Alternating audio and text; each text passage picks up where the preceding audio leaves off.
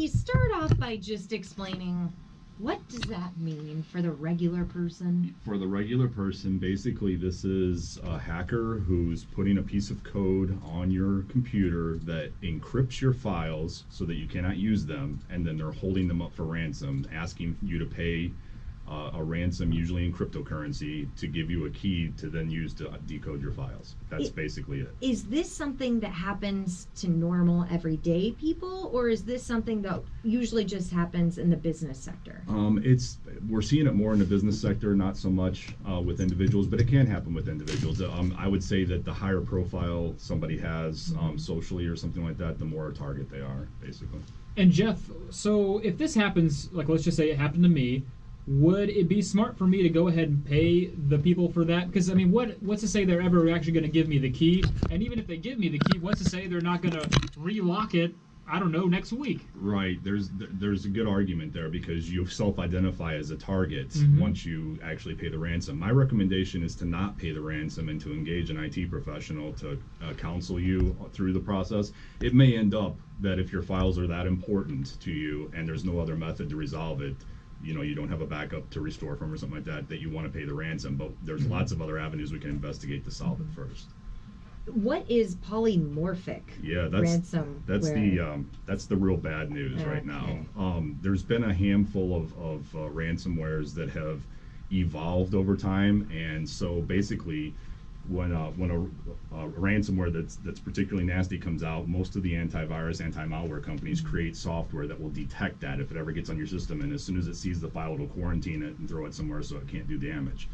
What the new ones are doing is that the code is evolving, so they're self-modifying, and then there's hackers making new variants of them that evade detection from the programs. And these infect very quickly. We recently mitigated one that took down 2 servers in the course of 60 minutes. Oh my goodness. Over 600,000 files they encrypted. Wow.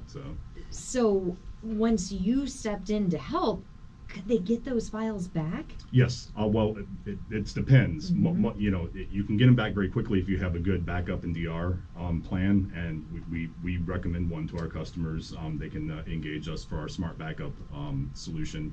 And we were able to restore one server within 60 minutes, and then the other server we were able to restore in a little bit longer period of time. But yeah, as long as you have a good backup plan in place, you should be okay. So what is probably like the number one way? Because I think most of the time whenever we're kind of doing the whole tech talk, we're talking more so to individuals with just home computers. So what's the number one thing that somebody at home should look out for to not have their computer ransomed? The number one thing you can do is be a critical consumer when it comes to email. The vector for attack for ransomware is almost always email. So if you get an email and you don't know what it is, don't click on any links in it. Don't open up any files that are attached to it or save any files that are attached to it. And if it comes from somebody you know, it could be spoofed.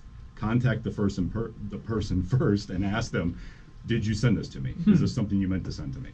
So, is this something that happens with the type of computer I'm holding in my hand, a smartphone too? is that an Apple phone? It is. Okay, you're actually in pretty good shape. Okay. I would not want to be an Android user because Androids do suffer from those types What? of yeah.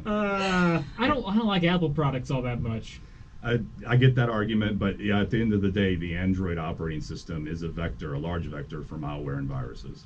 So you're telling me that it's actually just as simple as clicking on an email link to download this ransomware that pretty much locks your computer? Absolutely. Well, it won't lock it. It'll just, your computer will get real busy, and then almost all ransomware will pop up a pop-up screen immediately that'll say your files are being encrypted. Here's a Bitcoin address. Send X amount of Bitcoins to this address, and we'll send you the key. So.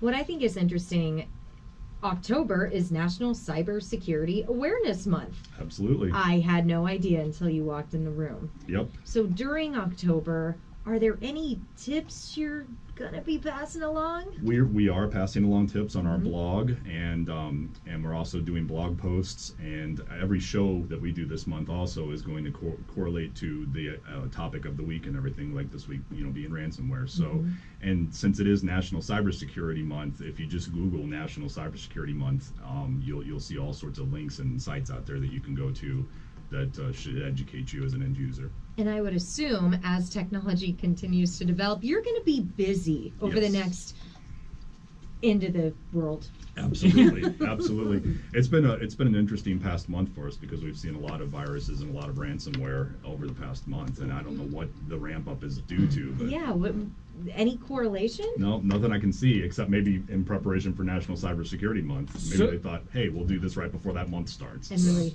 screw with everyone that exactly. way. Jeff, something that kind of popped into my mind, and maybe I don't know if you were listening to the show on the way here today, but yesterday I went to the Blues game. This has been all over the news about the whole mobile ticket thing. Mm-hmm. You know, they claim that I think the main reason why they're wanting to do the mobile tickets is to avoid having any issues with people bringing, fraudulent fake tickets up to the.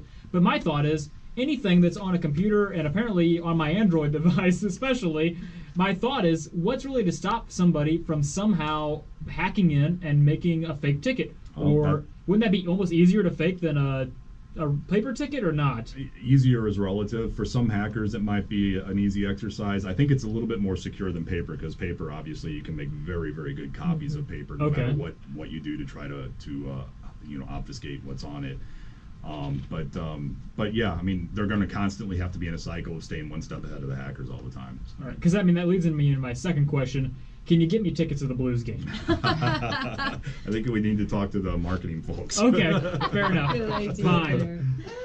Oh, and we would always like to hear from the listeners and find out how they hear about Tech Talk. Whenever you call SumnerOne, please let them know how you heard about them through radio, hopefully, social media, website, word of mouth. Absolutely. And where can they reach you guys? What's your website? www.sumnerone.com. All right, good deal. Well, thanks a lot, Jeff Groby. Thank you. All right, we're going to go to traffic now, and traffic sponsored by Coach Harder Driving School, specializing in developing the novice student into a safe and confident driver. Visit CoachHarder.com. In the Golden Oak Lending Traffic Center, it's Tim Weiland. What's going on?